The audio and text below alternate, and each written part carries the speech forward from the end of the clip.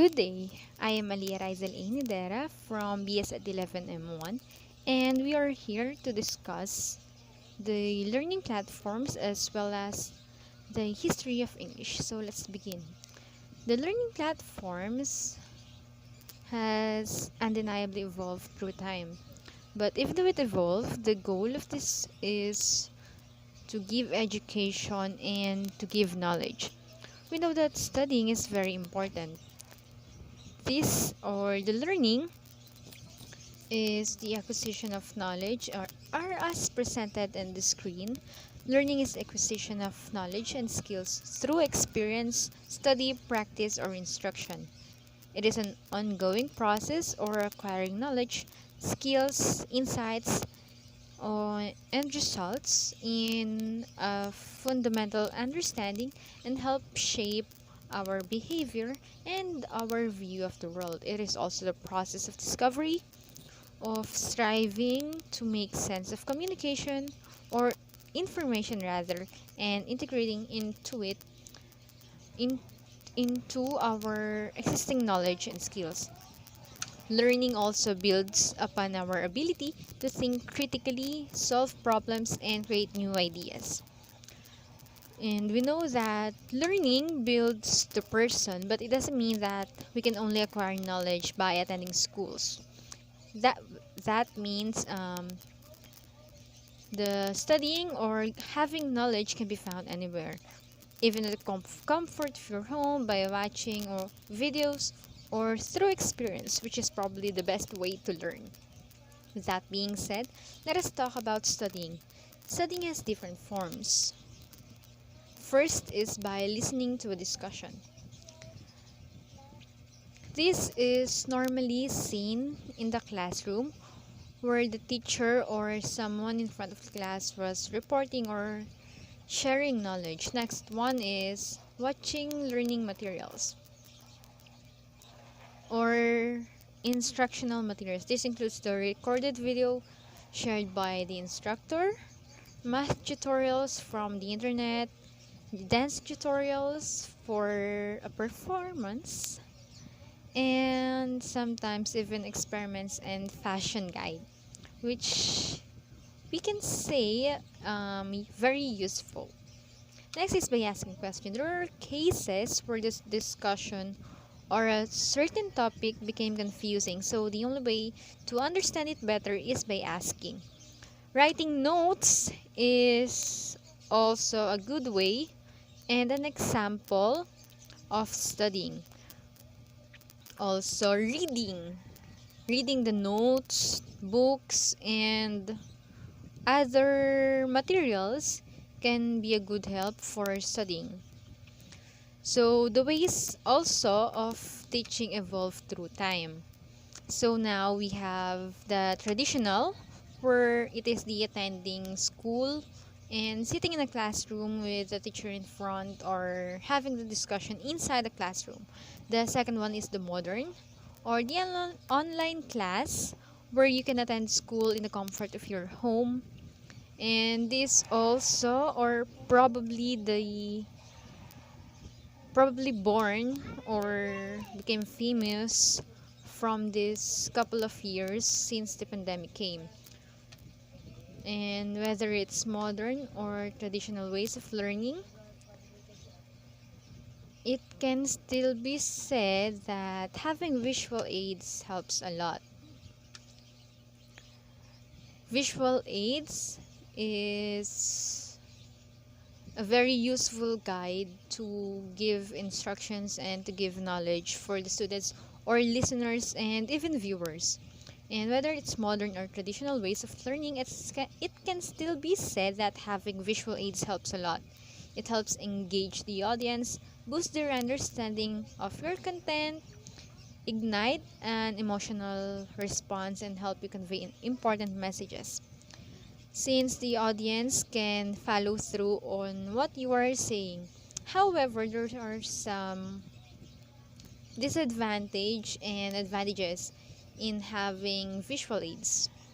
First, for the disadvantage, it distracts from the message since other viewers focuses on design and the design issues which doesn't complement to each other and cannot be used for a detailed information because it has a limited space and limited use. It can also, or the visual aids also can also misinterpret the knowledge, and it is costly to prepare because it really takes time to prepare a visual aid, especially if it's whether it's written or a PowerPoint presentation. On the other hand, there are the advantages of having a visual aids. It can clarify the message, it increase the information because it can be a guide for you to follow, or for the presenter to follow, and it can also retain the information because having presentation or visual aids helps a presenter or viewers, listeners, students because they can imagine or they can visualize the image whenever they see it or whenever needed. Another advantage of having a visual aid is it aids the understanding and supports oral communication, since it can, as mentioned earlier, or as I said earlier, it can help to follow through on what the presenter is saying. And now there are different types of visual aids. It can be written on the board, a video recording, a PowerPoint presentation, and printed handouts. And finally, there are now different learning platforms. From the past, we have library, books, and the attending of school. Next, when the time evolved or we started to explore, we started using the internet, the YouTube, Chrome, and even Safari for some Apple users.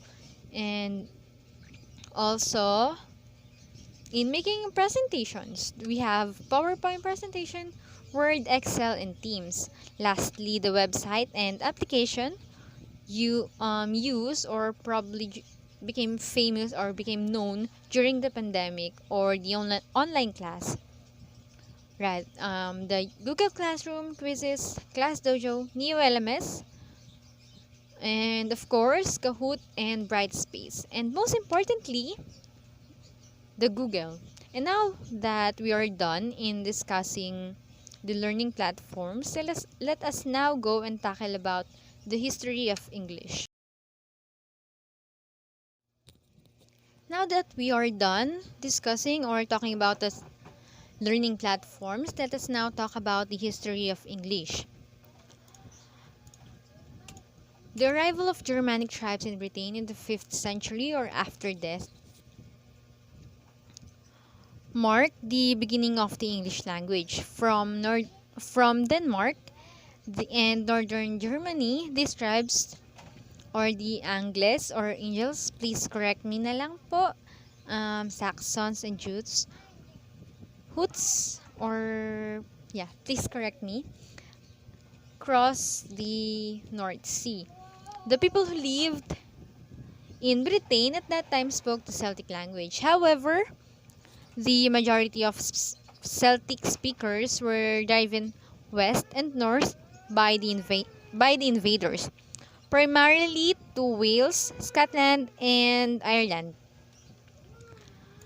The Angles or Angels were originally from England, and they spoke a language called English, which is where the word England and English came from. The invading Germanic tribes spoke similar languages, which in Britain developed into what are now, or what we now call Old English. Old English did not sound or look like English today. Native English speakers now would have a great difficulty in understanding Old English. Nevertheless, about half of the most commonly used words in Old language or in modern language have Old English roots. Take for example the words be, strong, and water. These are examples or derived from the Old English. The Old English was spoken until 1100s.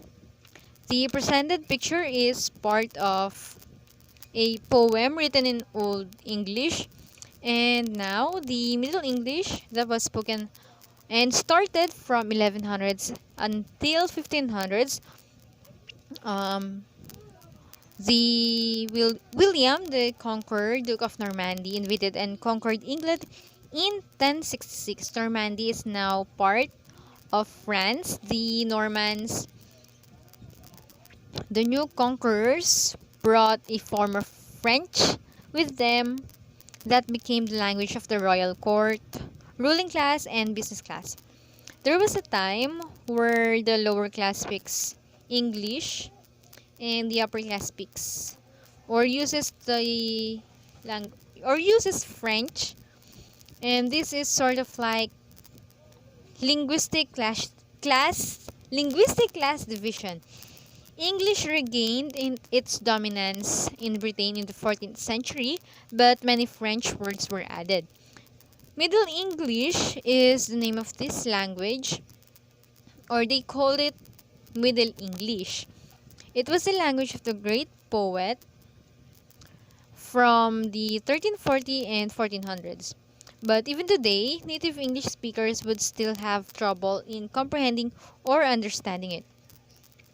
Modern English is the language used from around 1450 up to the present. However, there are two distinction or classifications in modern language. In modern English language, these are the early modern language and the late modern language. For the early modern language, the great vowel shift is so sudden and noticeable change in the pronunciation that began toward the end of the Middle English, and they also saw that vowels was pronounced shorter and shorter. Since the 16th century, the British have been in contact with numerous international populations, and for the late modern English, the main difference of late modern English to the early modern English is the vocabulary.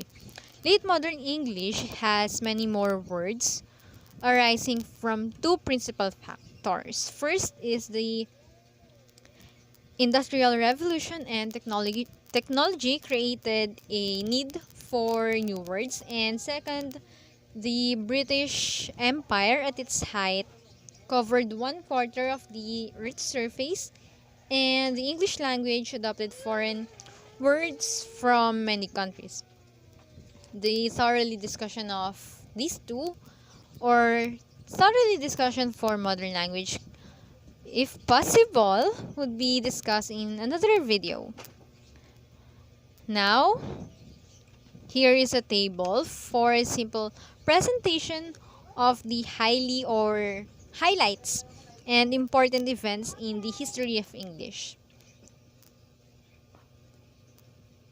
We have the local inhabitants that speak Celtic, the Old English, Middle English, the early modern English, and the late modern English. Now, that is all for today. Thank you.